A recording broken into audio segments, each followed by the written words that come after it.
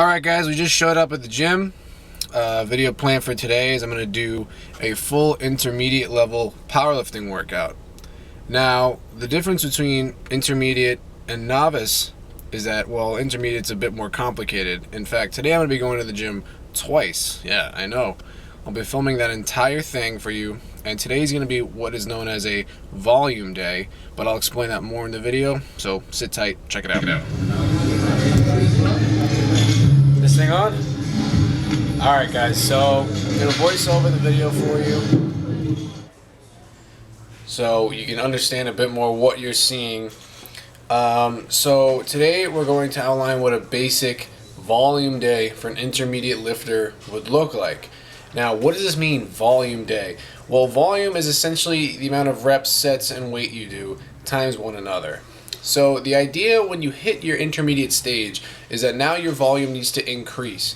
We can use this to drive the intensity or the weights on our competition lifts higher. So what we do is we have a higher volume day in the beginning of the week, and that drives our intensity later in the week. Now, as you can see here, I'm doing front squats. Now, with volume days, when I coach people, is I tend to use a different movement besides their competition movement.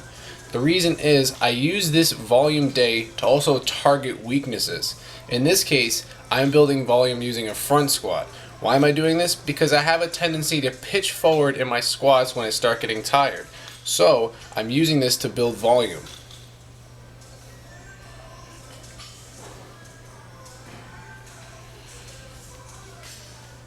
Principles are the same. My warm-ups essentially stay the same.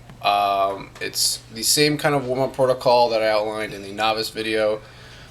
Here I think I actually misloaded the weight. Yep, there's two blues and one green. Yep, but luckily my spidey senses caught me on that one, so that ended up working out okay for me. Oh wait, but who's this guy? Oh, that's my buddy Matty Fusaro. Yeah, we were working on some stuff with his squats today. I'll give you guys a link to his channel somewhere around here so you can check it out. He did a video with me as well, so hopefully we can send some people his way and vice versa. Matty's a great example of a really good high bar squatter, by the way. Now here we are at the work sets. I believe I was working with 295 pounds on this day. Now, when it comes to intermediate programming, the way I like to use programming is I use the RPE scale. So what I'll do is hit a top set, or what they call an initial set, and this sets the playing field for the rest of my work. Unlike novice progression, which tends to have sets across like a 3x6 with the same weight, in intermediate programming I tend to hit one top set, which is heavier, and then I do drop back sets like you'll see here. So here I'm working with, I believe, is 275. Now the idea here is to hit just as many reps as you hit on your initial set, but the weight being lighter, it will feel easier. So what we do is we can build volume this way by repeating these sets until the weight gives you roughly the same feel as that initial set. And this is sort of how you use the RPE scale. I'm going to do a video later on correctly using the RPE scale. I don't want to get too much into it on this video. Alright, so now we're moving on to a long pause bench press. Now, like I said with the front squat, the idea here is to build volume in your weak portion of the lift.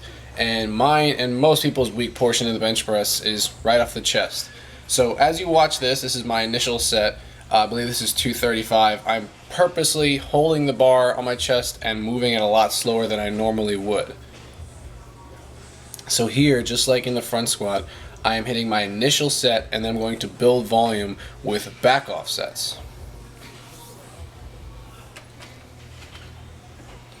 So now here I believe I have 215 pounds.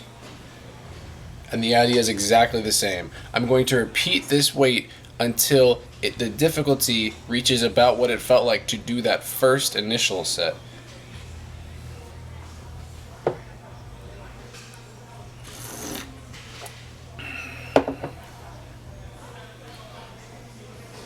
And just so you guys know, for me personally, my Monday day, which is my volume day, I split into 2 separate sessions. So what you're watching right now is currently my first session, and what you're about to see right here is my second session. As you can see, I've changed my clothes.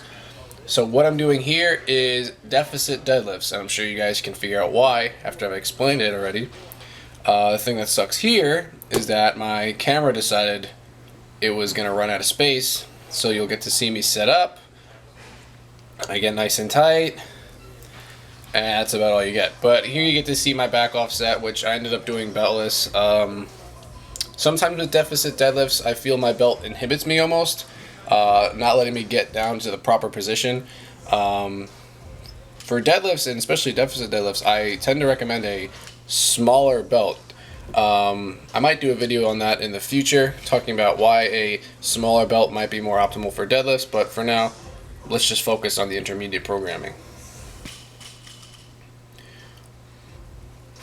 And then the last thing I did to build a little bit more volume for bench is I did some paused close grip bench. Your bench press, especially as you progress, tends to have higher volume than your other 2 lifts. That's a key point I'd like to make. But that's about it for today, guys. If you have any questions, comments, or concerns, please leave them in the bottom for me. I'll get back to you as soon as I can, and I will see you next time. Hold it.